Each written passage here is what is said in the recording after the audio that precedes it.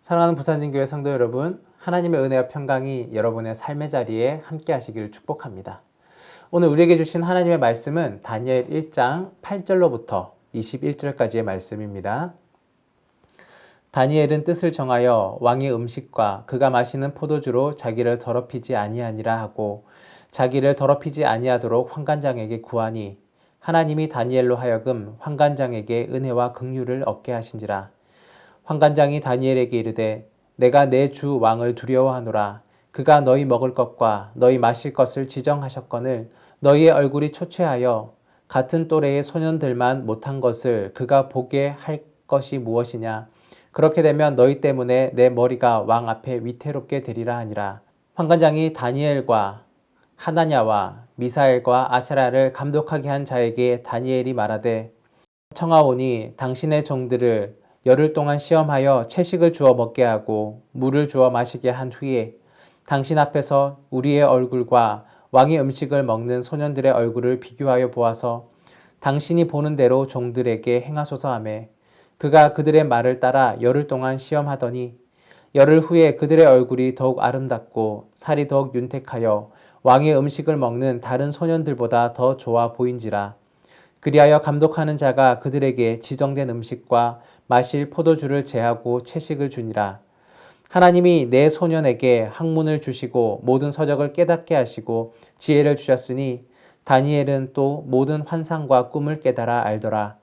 왕이 말한 대로 그들을 불러들일 기한이 찼으므로 환관장이 그들을 느부갓네살 앞으로 데리고 가니 왕이 그들과 말하여 보매 무리 중에 다니엘과 하나냐와 미사엘과 아사라와 같은 자가 없으므로 그들이 왕 앞에 서게 하고 왕이 그들에게 모든 일을 묻는 중에 그 지혜와 총명이 온 나라 박수와 술객보다 10배나 나은 줄을 아니라. 다니엘은 고레스 왕 원년까지 있으니라. 아멘.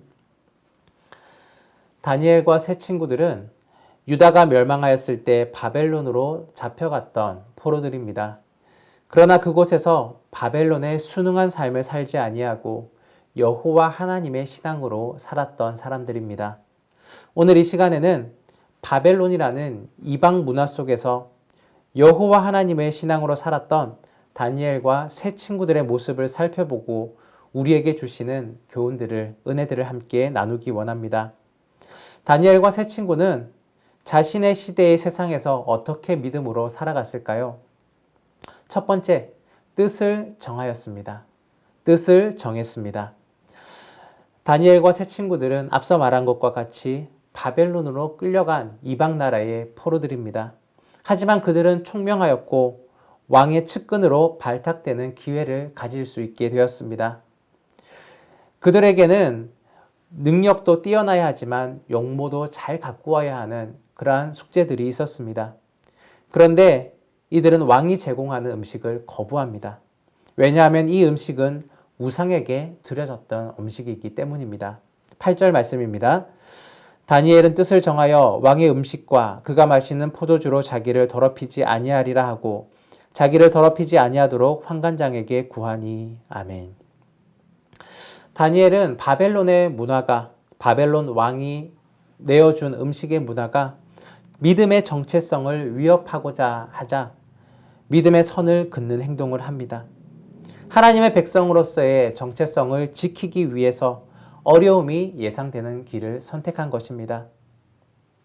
다니엘은 하나님의 백성의 정체성을 가지고 살겠다고 뜻을 정했습니다.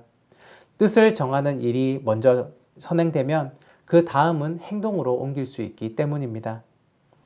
우리들이 세상 문화 가운데 살고 있지만 그 문화들 중에는 우리가 거부해야 할 것들도 있습니다. 이를 위해서 먼저 할 것이 바로 뜻을 정하는 것입니다. 다니엘은 뜻을 정한 대로 왕의 음식을 거부했습니다. 비록 자신들은 바벨론에 와 있는 포로들이며 또 그곳의 교육들, 그곳의 문화들을 배워야 하고 또 앞으로 그곳에서 삶을 살아가야 하지만 하나님의 백성으로서의 정체성을 지켜나가겠다는 의지를 가지고 있었던 것입니다. 두 번째, 행동으로 옮겼습니다. 행동으로 옮겼습니다. 사실 다니엘에게 있어서 바벨론 왕이 제공한 음식을 거부하는 것, 이것은 말도 안 되는 일입니다. 왕의 마음에 들어야지 중요한 직책을 맡을 수가 있고 또 그것을 위하여서 왕이 음식을 지정해 주었고 또 환관장이 그것을 신경 쓰고 있는 상황이기 때문입니다. 왕의 음식과 포도주를 거부하는 것은 왕의 명령을 어기는 것으로 여겨질 수도 있습니다. 이방 땅에서 가장 좋은 출세의 길이 열렸는데 그 모든 길들이 막히고 무너질 수 있는 상황입니다. 또 만약 이것을 계속해서 거부하다가 잘못되면 환관장의 목숨까지도 위태로울 수 있는 일입니다. 말하자면 죽음을 각오하고 뜻을 정하였고 죽음을 각오하고 행동한 것입니다. 이때 하나님께서 이 가운데 간섭하여 주십니다. 8절에서 9절 말씀입니다. 다니엘은 뜻을 정하여 왕의 음식과 그가 마시는 포도주로 자기를 더럽히지 아니하리라 하고 자기를 더럽히지 아니하도록 환관장에게 구하니 하나님이 다니엘로 하여금 환관장에게 은혜와 긍휼을 얻게 하신지라. 아멘. 하나님이 은혜를 베푸십니다. 하나님께서 환관장의 마음을 감동시키셔서 다니엘을 돕게 하십니다. 하나님의 백성으로서의 희생을 각오한 결단의 행동을 했을 때 하나님께서 그 뒤에 길들을 열어주신 것입니다. 다니엘과 세 친구들에게 있어서 왕의 음식과 포도주는 일종의 시험이었습니다. 신앙의 삶, 하나님 백성으로서의 삶을 위협받을 때 어떻게 행동하는지 그것을 하나님께서 달아보신 것입니다. 하나님은 결단과 행동을 보시고 직접 개입하십니다. 모든 것들을 이루어 주십니다. 환관장의 마음을 감동시켜서 다니엘과 세 친구들에게 은혜와 긍휼을 베풀어 주셨습니다. 세 번째, 결과를 하나님께 맡겼습니다. 결과를 하나님께 맡겼습니다. 영적인 결단과 행동에는 시련이 따르는 위험이 있습니다. 다니엘은 왕의 음식과 포도주를 거부하고 대신 채식을 선택했습니다. 그리고 그 내용을 청하였습니다. 그에 따른 결과도 감수하겠다라고 여겼습니다. 12절과 13절 말씀입니다.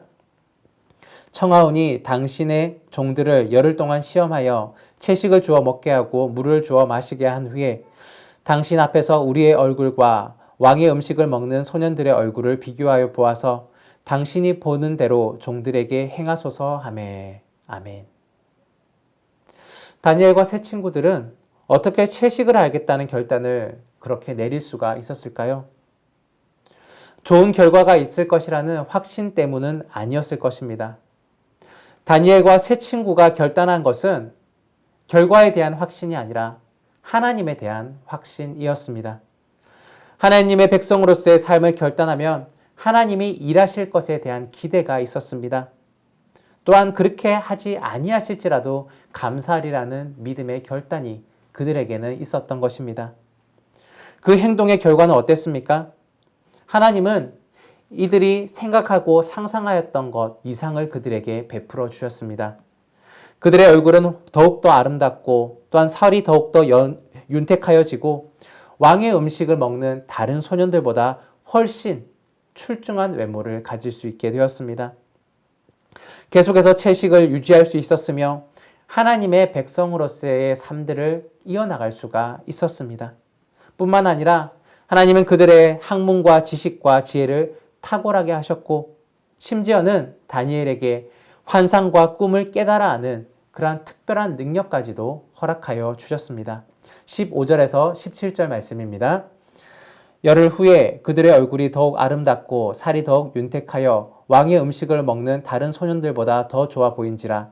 그리하여 감독하는 자가 그에게 지정된 음식과 마실 포도주를 제하고 채식을 주니라. 하나님이 내 소년에게 학문을 주시고 모든 서적을 깨닫게 하시고 지혜를 주셨으니 다니엘은 또 모든 환상과 꿈을 깨달아 알더라. 아멘.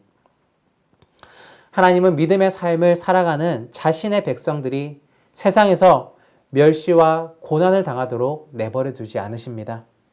하나님으로 말미암는 승리를 얻게 하십니다.